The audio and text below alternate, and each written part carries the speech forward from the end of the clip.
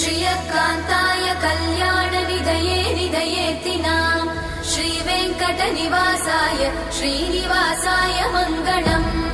लक्ष्मी सविभ्रमालोकसुभ्रूविभ्रमचक्षुषे चक्षुषे सर्वलोकानां वेङ्कटेशाय मङ्गलम् श्रीवेङ्कटाद्रिशृङ्गाग्रमङ्गलाभरणाङ्ग्रये मङ्गलानां निवासाय श्रीनिवासाय मङ्गलम् सर्वावयव सौन्दर्य सम्पदा सर्वचेतसां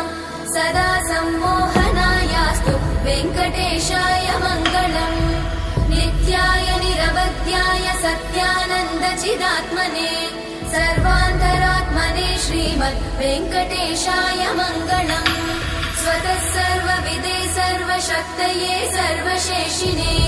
सुलभाय सुशीलाय वेङ्कटेशाय मङ्गलम्।